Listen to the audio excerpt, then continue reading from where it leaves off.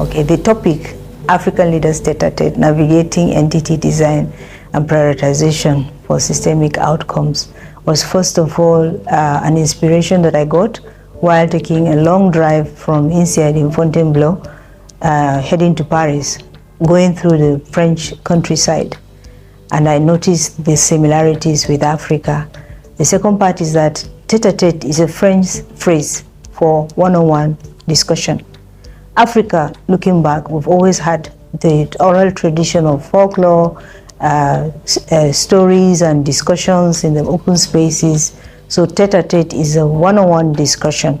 In the course of my career, I've also engaged leaders, and I found out that they have issues of designing entities in a way that will be sustainably performing, and also in terms of setting priorities among conflicting opportunities and allocating resources. So that's what brought about the topic, African Leaders Tête-à-tête, navigating, because it takes a lot of effort to work it out, navigating entity design and also prioritizing for a purpose. That purpose means systemic outcomes. Everything has been intricately orchestrated. The color is base gray. Gray being, if you look at the designs, it's a distance between black and white. Many people do not know that Africa is multiracial.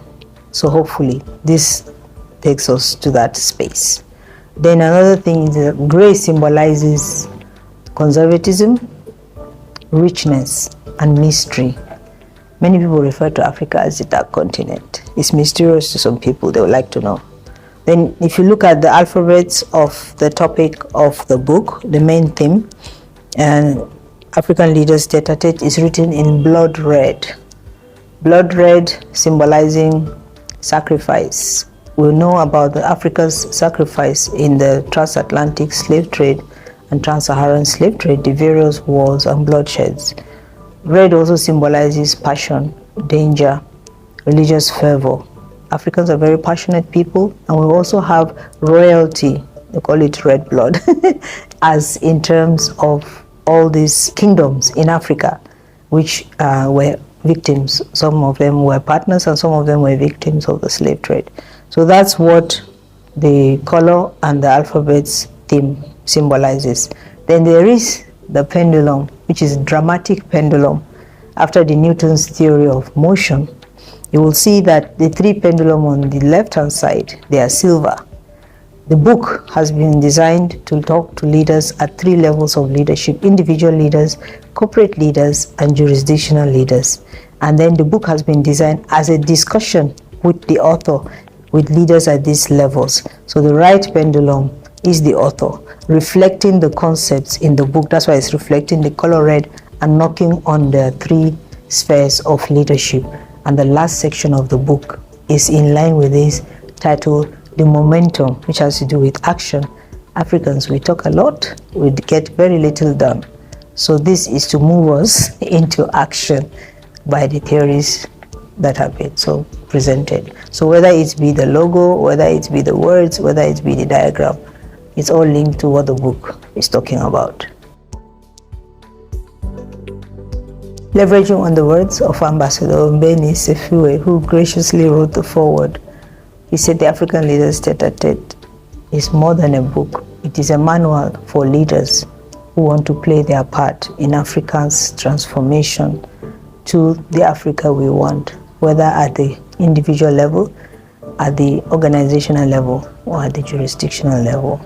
I will add it to say it is also a discussion with the author on two concepts that were proposed in the book, the ED4SP and the SWOT Plus, looking at Agenda 2063, our collectively defined path for Africa's transformation over 50 years. We've done 10 years.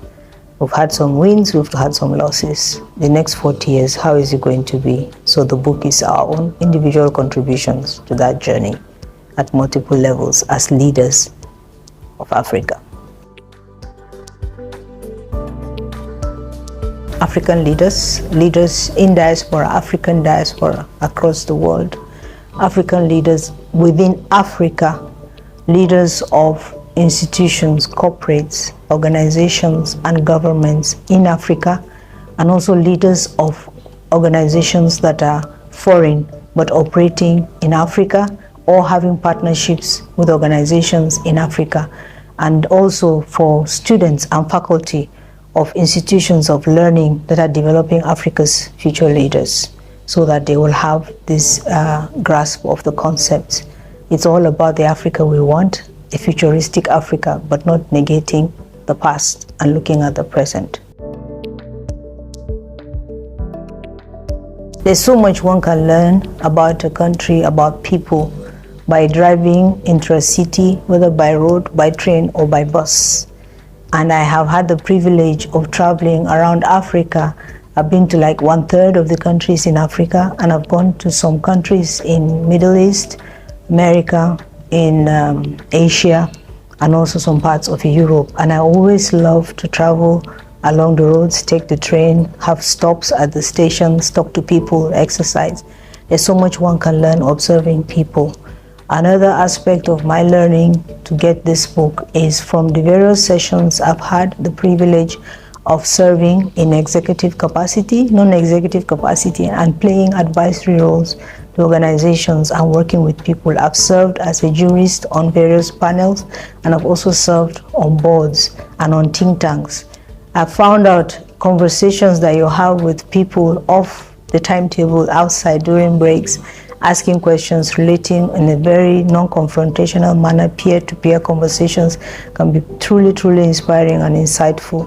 I've also had the privilege of education that is case-based, and we have had many case studies in my schooling in University of Phoenix, at INSEAD Business School, and also at the ISPI International Conferences.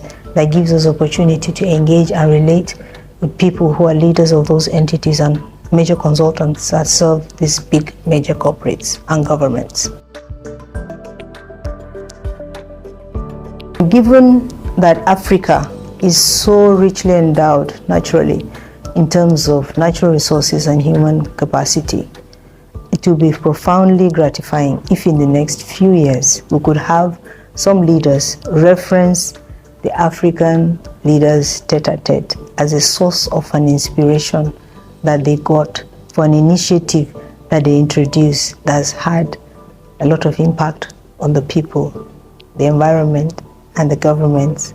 Because when these systems work, when companies work, they can pay taxes. When they pay taxes, government has money. And when government has money, it offers services. And when companies work and they're successful, people get jobs and people's lives are impacted. That would be fantastic if it happens in the future because of an inspiration from this book in a few years to come.